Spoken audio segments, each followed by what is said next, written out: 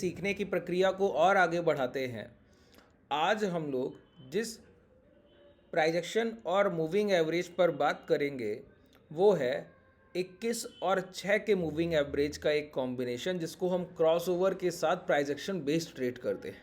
ठीक है, पहले भी 21 और 6 पर मैंने सेशन किए हुए हैं, लेकिन कई लोगों का रिक्वेस्ट है कि 21 और 6 पर और भी सेशन किया जाए। जैसा कि मैंने दोपहर के सेशन में भी मेंशन किया था कि आज का जो गिरावट है ये डाउन ट्रेंड है, इसको आप पकड़ना चाहते हैं तो 21 और 6 के मूविंग एवरेज से ही संभव है। ठीक है, तो आज हम लोग समझेंगे कि 21 और 6 के मूविंग एवरेज को यूज़ कैसे करते हैं। देखिए, पहले तो ये समझिए, जब हम इस प्राइस एक्शन पे बैंक निफ्टी के चार्ट को लगाकर बैठे, ये धन का डीमेट है।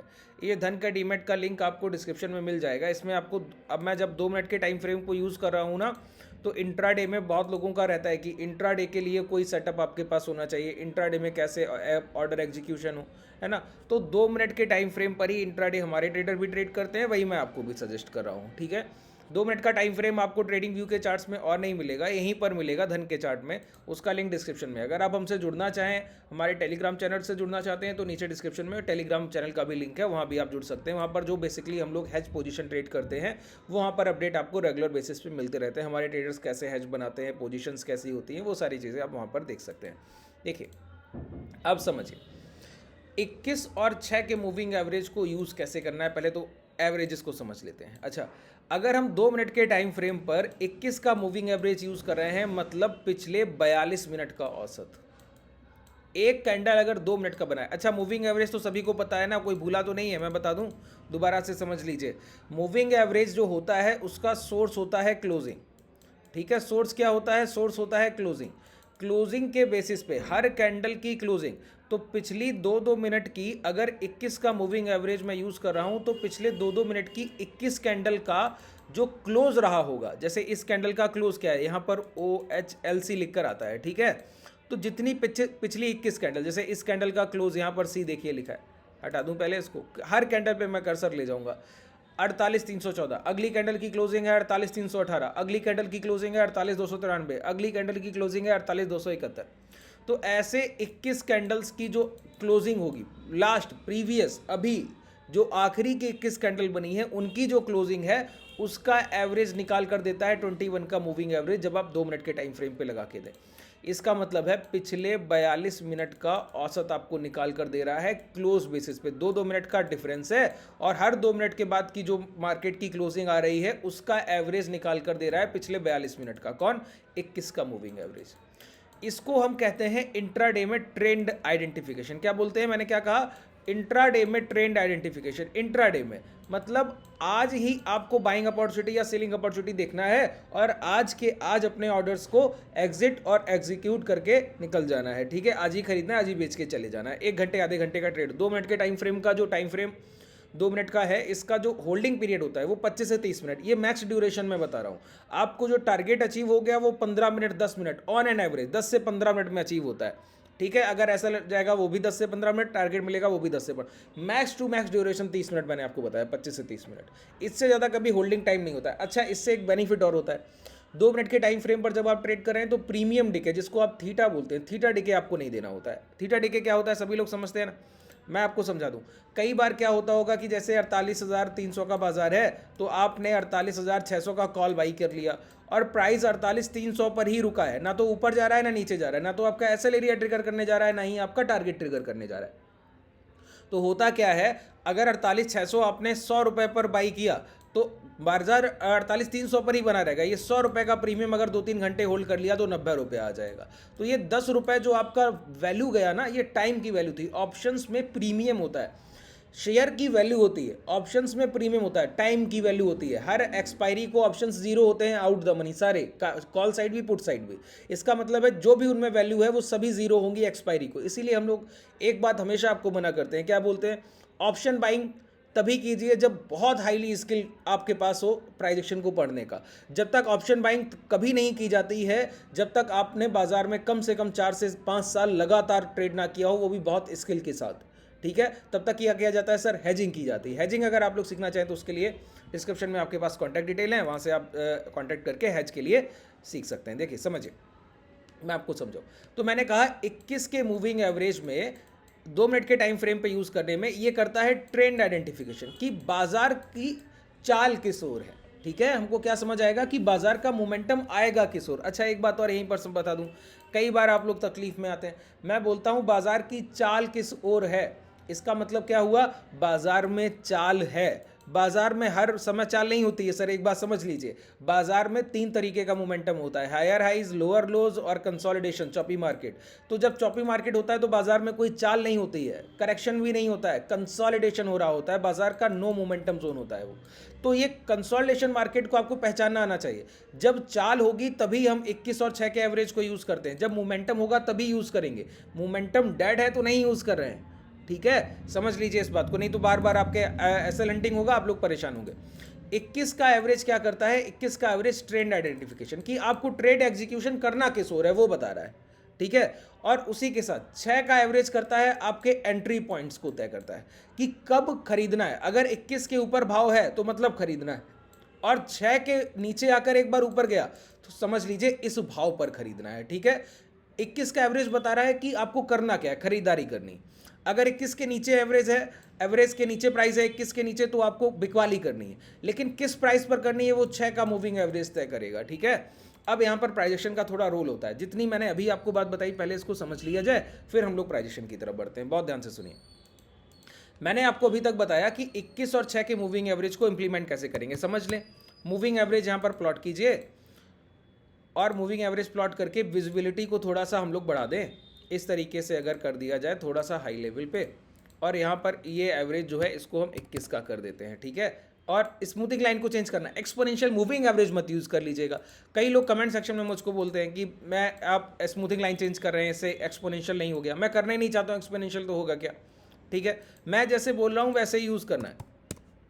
मूविंग एवरेज यहाँ पर फिर से लगाया, और यहाँ पर आपको करना है 6 का, और सोर्स को क्लोज ही रखना है, क्लोज बेसिस से ही हमारे सारे ये।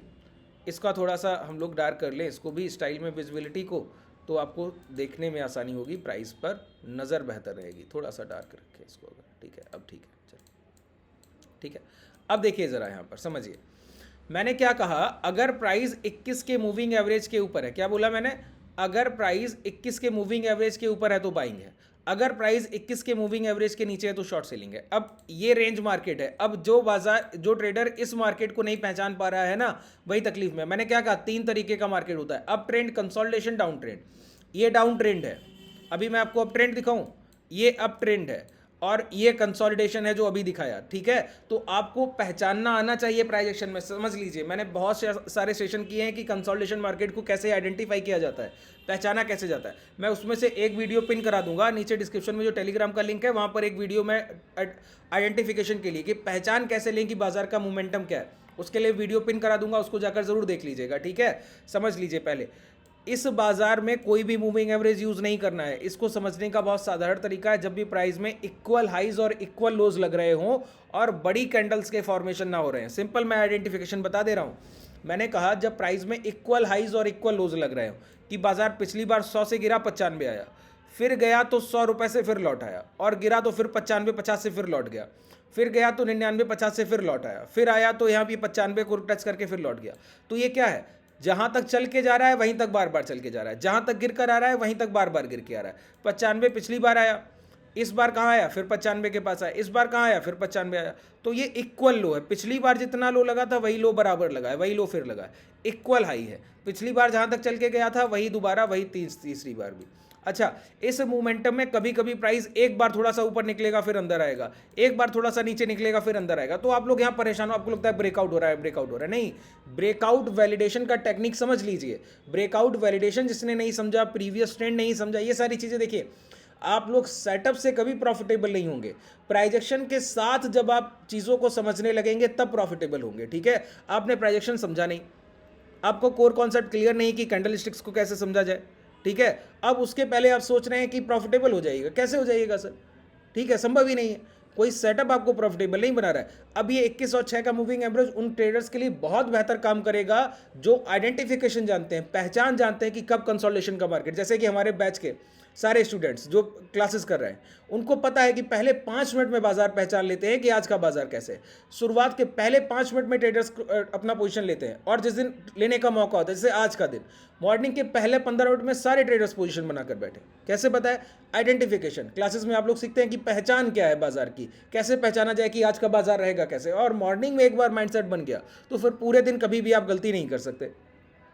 बात क्लियर हुआ? देखिए मैंने क्या कहा, मैंने कहा ये जो कंसोलिडेशन का मार्केट है, इक्वल हाइज इक्वल लो। देखिए बार बार बाजार यहां तक गिरा, इस बार यहां तक, अगली बार यहां तक, अगली बार यहां तक, चल के कहां जा रहा है? एक बार यहां तक, फिर उसके पहले, फिर उसके पहले, फिर यहीं तक, फिर अगली बार यहीं तक। तो जब तक इस रेंज में मार्केट रहा तो देखिए इसको हाई बार बार ब्रेक कर रहा है, क्रॉस ओवर क्रॉस ओवर, नहीं ऐसे नहीं, जब बड़ी कैंडल्स के फॉर्मेशन हो। अब अगर आप इस पूरी रेंज की बात करें तो इस रेंज में सबसे बड़ी कैंडल क्या है? ये रेड कैंडल का फॉर्मेशन है। इस रेड कैंडल से भी ये रेंज ब्रेक नहीं हुआ, ध्यान से देखिए, इस रेड कैंडल से भी ये रेंज ब्रेक नहीं हुआ, तो क्या हम ट्रेड ले लें? बिल्कुल नहीं। जब तक बड़ी कैंडल बने और बड़ी कैंडल के बाद जब तक रेंज ब्रेक ना हो जाए तब तक शॉर्ट सेलिंग नहीं, या ना ही लॉन्ग। ठीक है, अब इस कैंडल में आके देखिए रेंज ब्रेक हो रहा है, इसका मतलब है अब शॉर्ट सेलिंग की शुरुआत हुई है। अब आपको बिकवाली करनी है। पहली बिकवाली हुई, प्राइस देखिए यहां तक गिरकर आया, ये पहला लो लगा दिया। अगर आप यहां पे शॉर्ट सेलिंग करते हैं 48,777 पे, तो यहां पर अब कैसे पता लग रहा है? देखिए कंसोलिडेशन को पहचान लिया, ये नो ट्रेडिंग जोन हुआ। जब कंसोलिडेशन से बाजार बाहर निकला तो किस ओर निकला? Down side. प्राइस 21 के मूविंग एवरेज के भी नीचे है और 6 के मूविंग एवरेज के भी नीचे है। जब 21 के मूविंग एवरेज के नीचे प्राइस रह रहा हो, जैसे ये 21 का एवरेज है और ये 6 का एवरेज है, तो जितनी बार प्राइस 6 के मूविंग एवरेज के ऊपर जाकर लौटेगा उतनी बार शॉर्ट सेलिंग की अपॉर्चुनिटी मिलेगी। ठीक है, ये मोमेंटम में प्राइस होगा, गिरेगा फिर आएगा, फिर इसके ऊपर से लौटेगा, गिरेगा फिर आएगा, फिर इसके ऊपर से लौटेगा। अब एक बार ये इस तरीके से जाए और लौटे, ये 21 का एवरेज है, ये 6 का एवरेज है, ये 21 का एवरेज है, तो 6 के मूविंग एवरेज से लौटा, नीचे आया लेकिन लो ब्रेक नहीं किया, फिर गया, फिर इस 21 से पहले पहले लौटा लेकिन लो ब्रेक नहीं किया। अब जब तीसरी बार जाएगा ना तो आप शॉर्ट नहीं करेंगे। 3 बार किसी रेजिस्टेंस को टेस्ट किया जाए और लोअर लोस का फॉर्मेशन ना हो, फिर से देखिए इक्वल लो बनने लगा, मतलब फिर हमको शॉर्ट सेलिंग से बचना है, क्योंकि मोमेंटम फिर डेड हो रहा है। बात क्लियर हो रही है? जब तक मोमेंटम कंटिन्यू होगा तब तक आप शॉर्ट सेलिंग करेंगे। जहां मोमेंटम रुका वहां इक्वल लोज लगेंगे, या फिर ट्रैपिंग के लिए swing high swing low break करके प्राइस उस रेंज में फंस जाएगा। ठीक है, ये सारी चीजें ध्यान रखिए।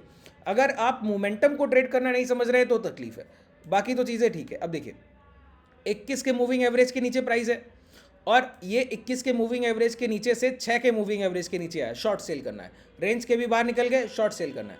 पहला पोजीशन यहाँ बना, ये हमारा एसएल एरिया है। ठीक है, मैं यहाँ पर लगाऊं शॉर्ट का पोजीशन इस तरीके से, शॉर्ट ये रहा, ये हमारा एसएल एरिया है। इसी कैंडल के ऊपर का स्टॉप लॉस रखते हैं जिस कैंडल से ब्रेकडाउन होता है। ठीक है, अब देखिए पहला टारगेट हमारा क्या मिलता है, देखिए ये एसएल एरिया है और यहाँ पर हमारा एग्जीक्यूशन है 48,100 778 के आसपास। ठीक है, और जो टारगेट मिला है 48,525। ठीक है, इस तरीके से। अब दोबारा से प्राइस क्या कर रहा है, दोबारा से प्राइस अंदर गया और फिर इस कैंडल से नीचे आ गया, तो मैंने क्या कहा, दोबारा शॉर्ट सेलिंग की अपॉर्चुनिटी है। अब यहाँ से प्राइस गिरा, पहला इंपैक्ट ये लग गया, ये एसएल एरिया है, ये टारगेट है आपके लिए। ठीक है, अब प्राइस फिर ऊपर जाकर फिर नीचे लौटा है, तो आपके लिए फिर शॉर्ट सेलिंग की अपॉर्चुनिटी है। जब तक प्राइस 21 के ऊपर की क्लोजिंग नहीं करने लगेगा कॉन्सिक्यूटिव, 6 का मूविंग एवरेज 21 के मूविंग एवरेज को क्रॉस नहीं करेगा, तब तक शॉर्ट सेलिंग ऐसे ही चलती रहेगी, कुछ भी बदलाव नहीं आएगा। ठीक है, बहुत ध्यान से समझ लीजिए। अब ये प्राइस दोबारा यहाँ पे देखिए लौट कर गया, फिर नीचे आया, जैसे ही नीचे आया इसी हाई के एसएल के साथ फिर शॉर्ट कीजिए, प्राइस चल कर गया। अब यहाँ समझिए, फिर से देखिए कंसोलिडेशन को समझ लीजिए, बाकी चीज़ें तो आपके लिए ठीक ही हैं सर।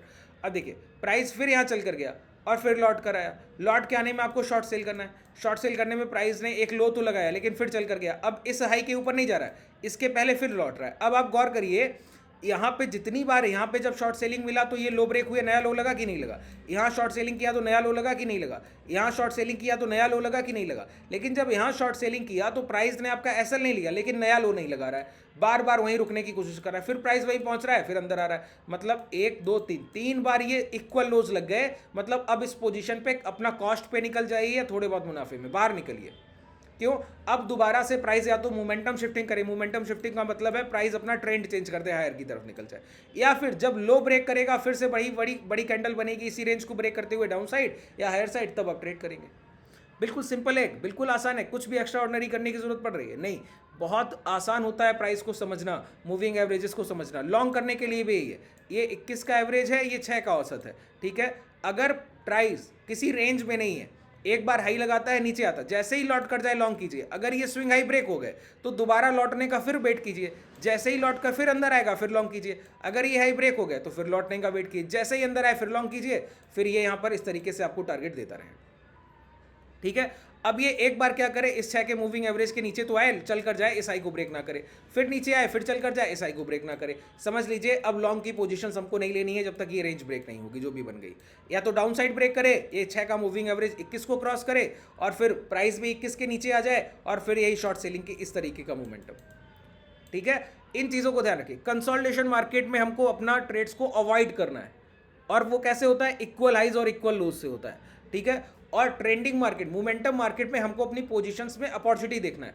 ट्रेंड 21 का मूविंग एवरेज तय करेगा और ट्रेंड में एंट्री पॉइंट कि कहां पर एंटर किया जाए, एसएल एरिया कहां छोटा होगा, वो 6 के मूविंग एवरेज के ऊपर जाके लौटेगा तो शॉर्ट, और 6 के मूविंग एवरेज के नीचे आकर ऊपर आएगा तो लॉन्ग। ठीक है, बहुत असाधारण तरीके से मैंने आपको चीज़ों को बताया। लाइव मार्केट में जाकर इसको ट्रेड कीजिए और जब आपको परिणाम मिलते हैं तब बताइए। ठीक है, कोई भी डाउट रह गया और नीचे मुझे कमेंट सेक्शन में बताइएगा। आप मुझसे जुड़ना चाहें तो उसके लिए मैंने आपको बता दिया, डिस्क्रिप्शन में आपके पास कॉन्टैक्ट डिटेल, टेलीग्राम का लिंक, व्हाट्सएप कम्युनिटी का लिंक, सब कुछ उपलब्ध है। शुभ रात्रि, धन्यवाद।